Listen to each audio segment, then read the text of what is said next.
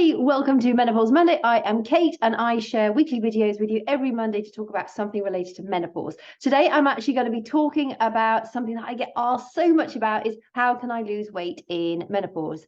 And I'm actually going to be talking about how sleep is a really important factor in helping you to lose weight in menopause.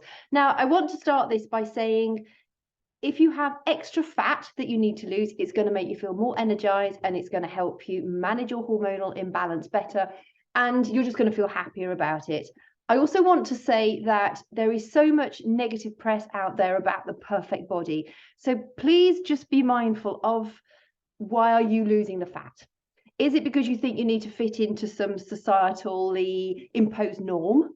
Or is it because you do need to lose a little bit in order to be healthier?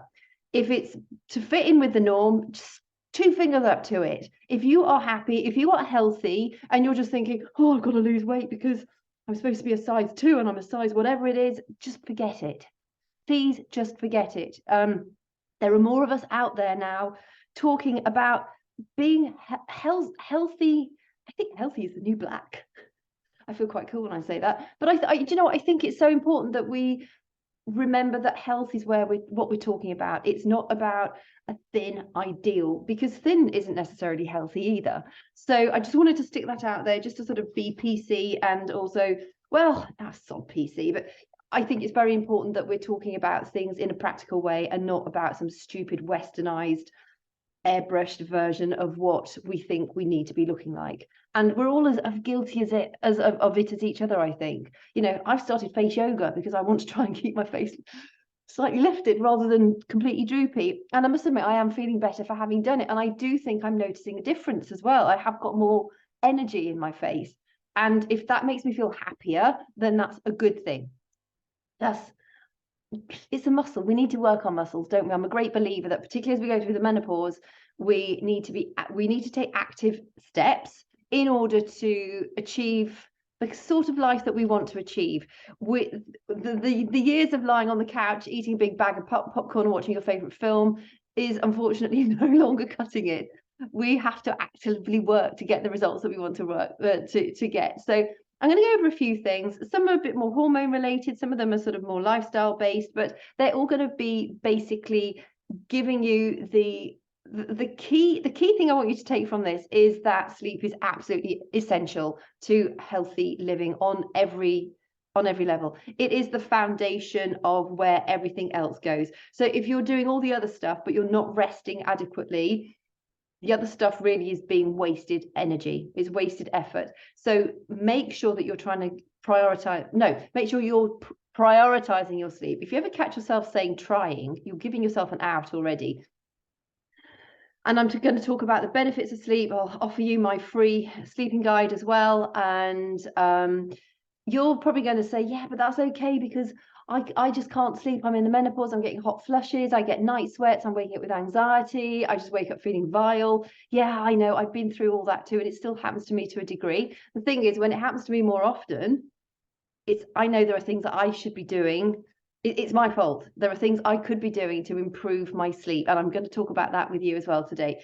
We have so much more control than we think we do. I think it's very easy to expect the HRT to work, or expect this magic thing to work, or, oh, I'm taking extra melatonin as a supplement and I'm still not sleeping. I'm taking the magnesium and I'm still not sleeping. We have to take a holistic approach to our health, particularly through menopause, because our hormones are so imbalanced. And sleep is the absolute cornerstone of good health. There are things that you probably are not doing that you could be doing to improve your chances of a good night's sleep by reducing your symptoms.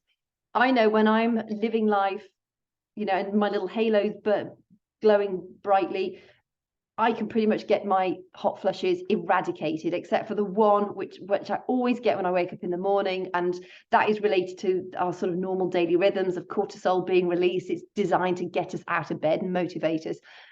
And I know when I'm not looking after myself as well as I could do, I get more hot flushes. In fact, I'm having one right now. And it's because I'm thirsty. I haven't got a glass of water on my desk. And as soon as I register in my brain that I'm thirsty, I get a hot flush. So we'll sail through this one.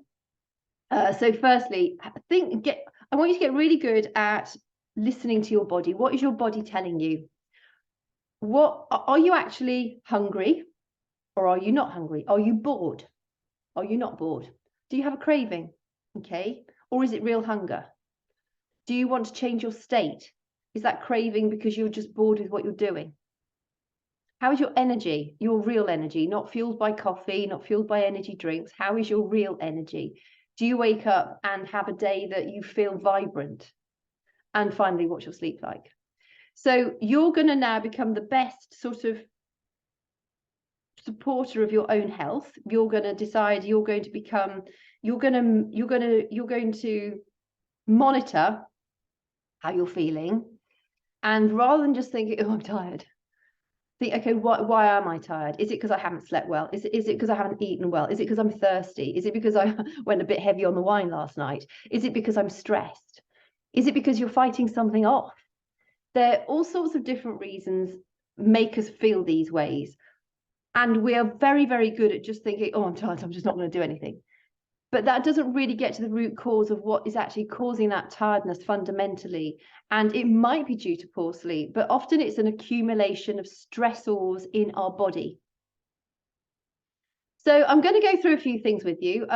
Firstly, how bad sleep affects us negatively. So, you know, through menopause, we have brain fog, don't we? But that was one of my biggest problems, brain fog. I used to be so highly organized, and all of a sudden menopause hit, and it's just like, I actually thought I was getting Alzheimer's early. It was just like, what has happened? I couldn't remember people's names. Sometimes, well, I still do it. I go into a room and I still can't remember what I've come in the room for. It's really bizarre. It's sort of pulls the rug out from underneath you if you struggle with brain fog. I do think it's actually getting better. I feel over the last few weeks I've turned a corner, and I really feel like I'm becoming quite crystalline with some of my thoughts and memories now. I can actually hold a sort of series of thought processes together for longer than I used to be able to. So there is light at the end of the tunnel if you're stuck in the sort of depths of brain fog at the minute. But poor sleep, essentially, it affects how our frontal lobe operates. Our frontal lobe is where in our brain is our decision-making center. It also controls our impulses. So when we're feeling tired, we are less likely to have control over those things that make us think, okay, I'm going to go and eat that cake because it looks delicious, or I'm going to go and I'm just going to go on a bender tonight because I'm just going to drink all the beer, all the wine, have some fun, and I'll manage tomorrow somehow. You know, I'll just go to bed early tomorrow and eat, or whatever it might be. That frontal lobe, when we're having poor sleep, is key to the decisions that we take. And so if you imagine that frontal lobe is a bit fluffy around the edges because you've slept poorly, then you're not going to be making the decisions that are the best for you. Instead of sticking to maybe your meal plan, instead of sticking to the meal that you know is going to fill you with energy, you decide to blow it all and go out and grab a takeaway because you're too tired, you can't be bothered, you have the takeaway, you sort of enjoy it while you're eating it, and then after you've eaten it, it's just like, why did I even bother? Because there's no nutritional goodness that's gone into your body. It's depleting you of even further energy. Plus, you've set up this terrible chemical chain reaction, responding to the chemicals that you've just put in down your mouth, through your mouth. Now, that's not to say that you shouldn't be able to have your treats. You totally should. But when you're looking at things chronically, so over a long period of time, the poor decision making and the poor actions that you take as a result of that poor decision making does have a compounding effect. So the odd blitz, it doesn't matter. You know, we're human. Life happens. You know, there are days I just want to let my hair down too. Otherwise, it just gets boring being like trying to be perfect all the time.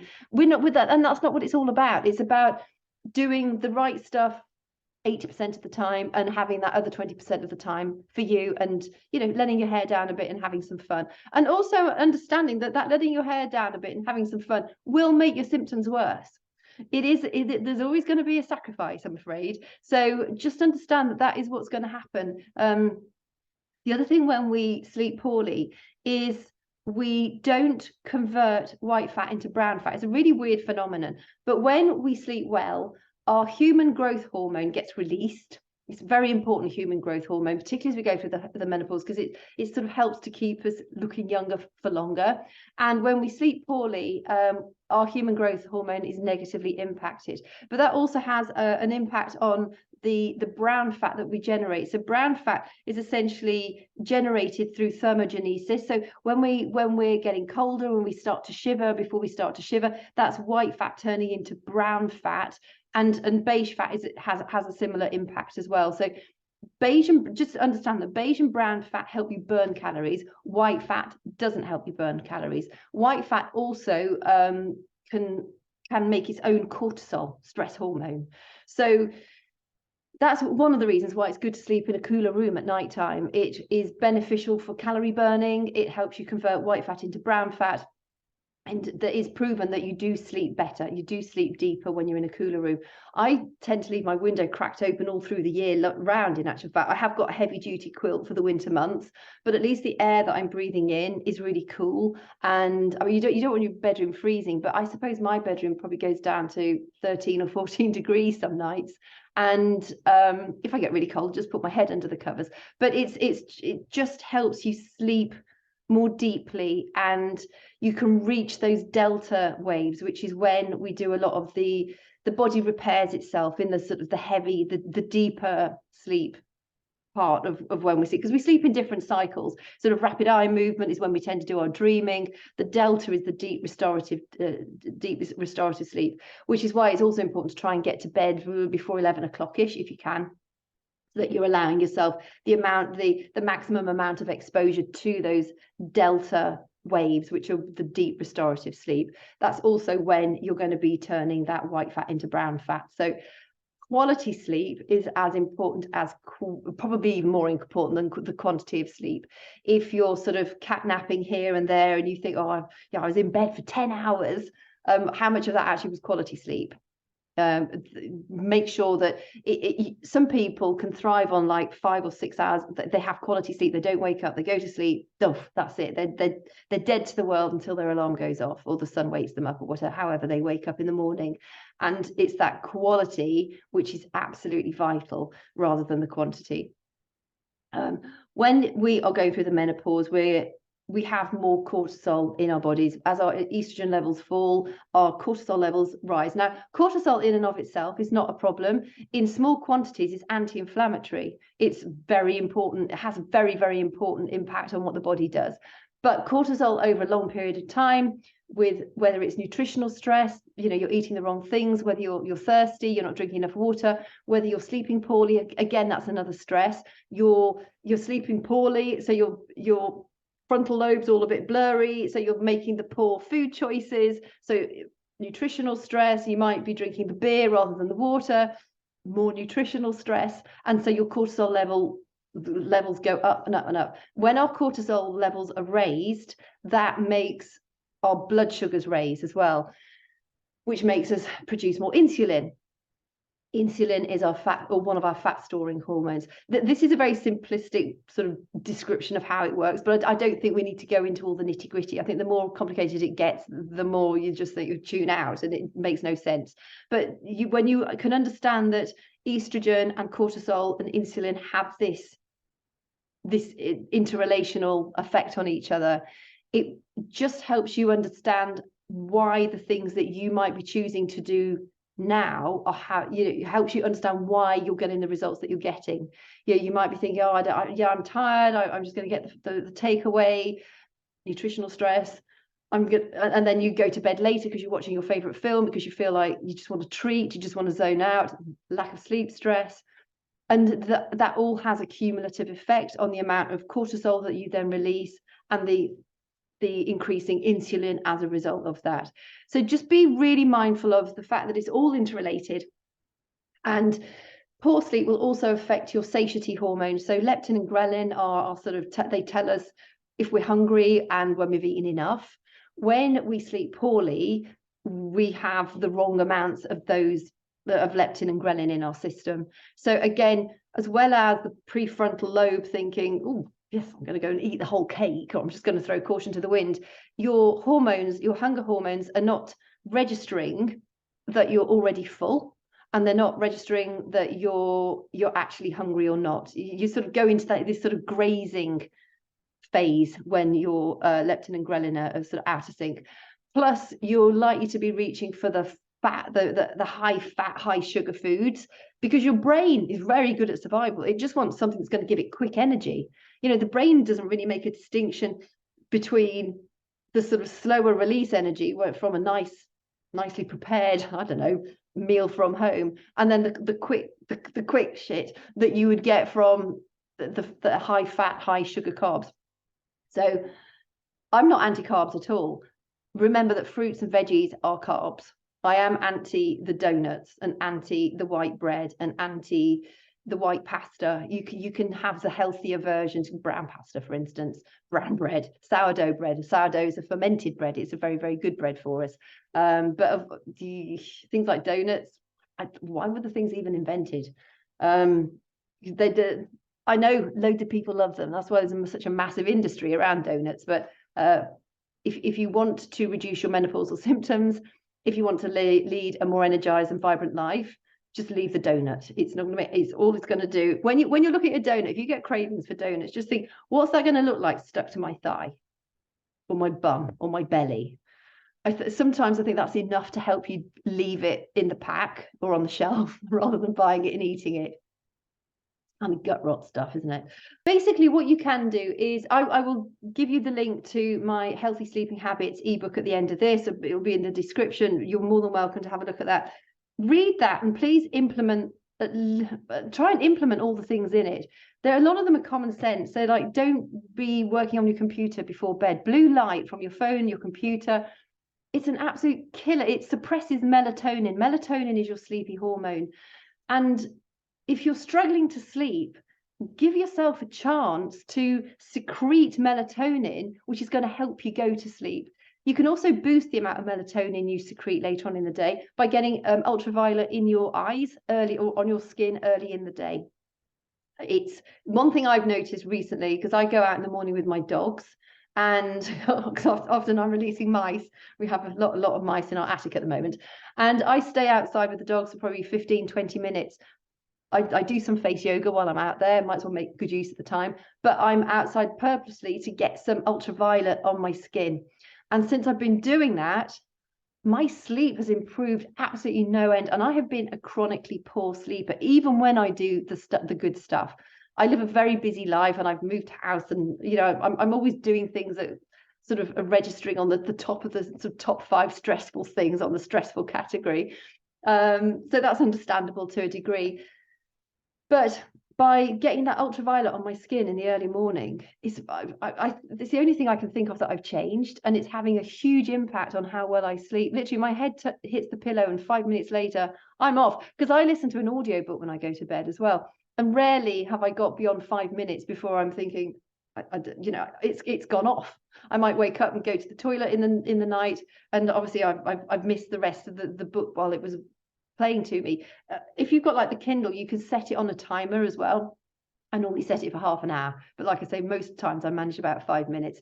If you wake up during the night, that can be the sign of an overactive liver. So if you're waking up in the early hours, again, that might be down to the fact that you're eating too much processed food, you're drinking too much alcohol. Allow your liver to give it a bit of a break. Intermittent fasting is brilliant for helping spike your human growth hormone and helping you sleep better, and also managing your hormones. There's quite a lot of contradictory evidence out there, or conflicting theories out there. The evidence now is pointing to the fact that intermittent fasting is, for the majority of us, we're not all the same, but for the majority of us, intermittent fasting works really, really well, because it allows your blood sugars to regulate, because you're giving your digestive system a break. When our estrogen levels fall through the menopause, it slows down the motility of the food that passes through our digestive system. It also can have a negative impact on our gut flora. Well, our gut flora is incredibly important for our mental health. And 90% of serotonin, one of our feel-good hormones, 50% of dopamine, another of our feel-good hormones, gets created in the gut.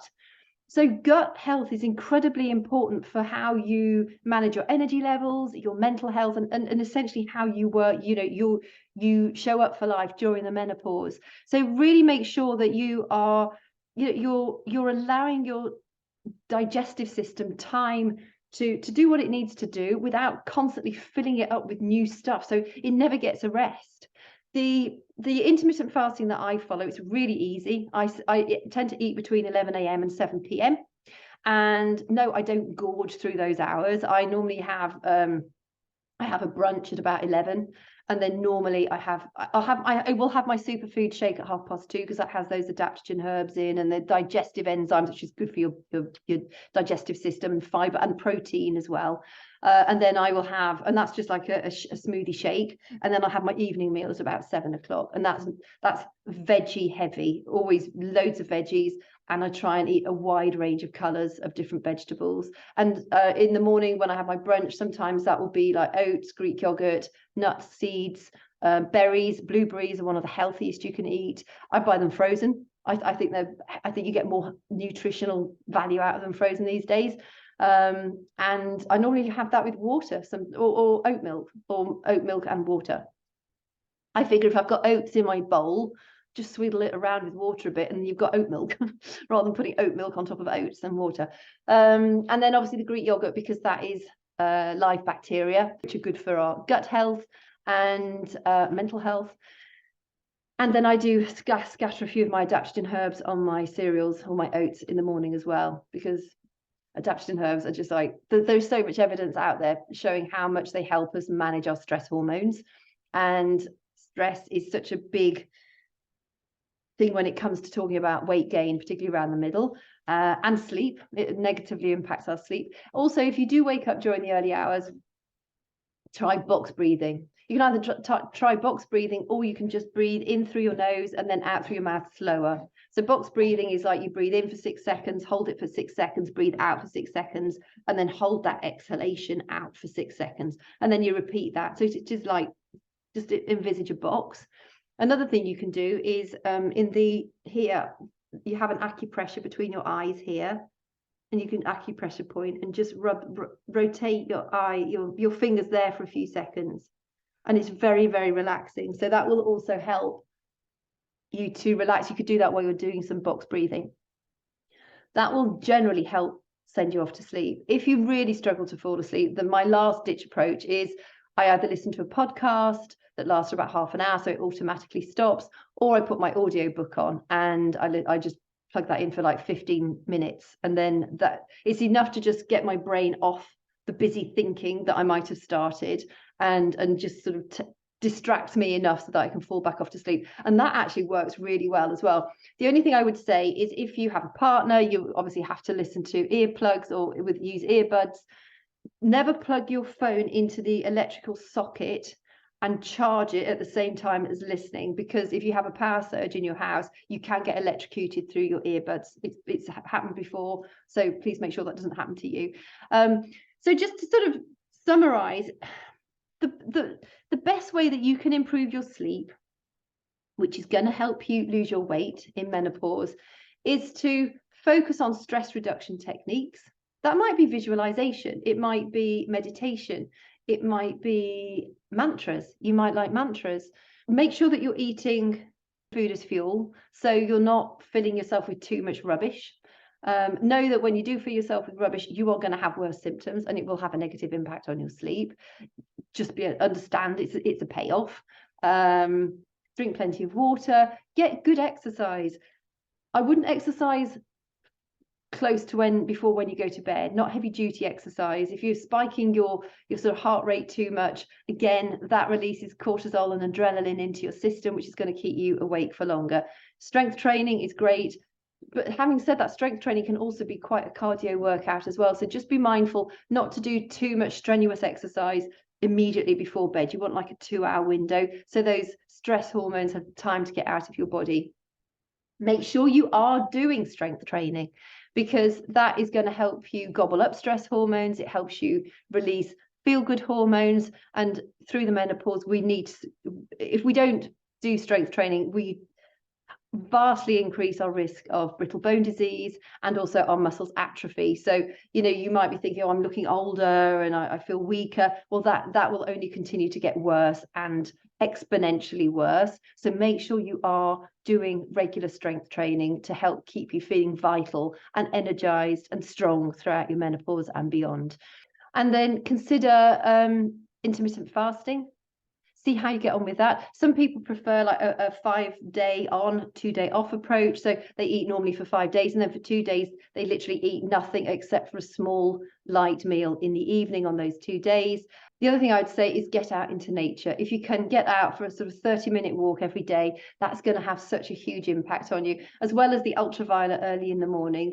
See if you can just get out into nature. It's exercise, you're breathing in fresh air, you're getting ultraviolet on your skin, you're connecting with something bigger than yourself. Being out in nature is scientifically proven. It has that relaxation response, and it will help you sleep better. And if your stress is reduced, you're likely to get rid of fat more effectively as well. There are studies that say that you can take a vitamin D supplement before bed as well, particularly if you live in northern latitudes.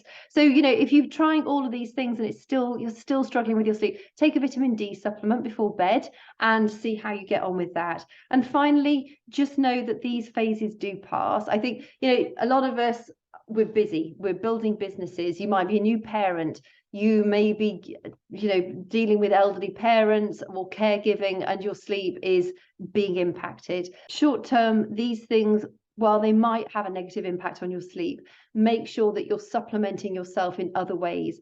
Periods of mindfulness, even if it's just 5 minutes of mindfulness taken several times throughout the day. Every time you go to the toilet, for instance, maybe just allow your mind to just rest for a few minutes. Listen to guided meditations. I know somebody who used to suffer terribly with her sleep, and now she listens to a guided meditation before bed every single night. It lasts about 15 minutes, and it has improved her sleep absolutely no end. It just helps her to go off, stop ruminating, stop that fizzing going on in her brain, and she goes to sleep in a really positive mindset, which then helps her sleep better, reduces her stress, and the next day happens and she's feels much more energized, much more at peace with who she is. The other thing is to make sure you're eating plenty of potassium and magnesium rich foods. If you eat a healthy balanced diet, you're going to get them: the nuts, the seeds, the legumes, the veggies. Make sure you're getting plenty of those, because those they help us to keep us calm. And finally, just know that there are likely to be things that you can be doing to improve the sleep that you get. Focus on quality over quantity. Make sure, download that ebook, have a look at those things. Are you doing all the points in the ebook that I suggest? And if you're not, what can you start to change? In my experience, the blue light from screens is one of the worst things. Activity immediately before bed is another bad one, and also too much alcohol or sugary foods before bedtime are also going to have a negative impact on you. So I hope this has been helpful. Thank you for your company. If you've got anything that you would like me to share in a future episode, I'd be more than happy to do so. Stay safe, prioritize your sleep, and I'll talk to you soon.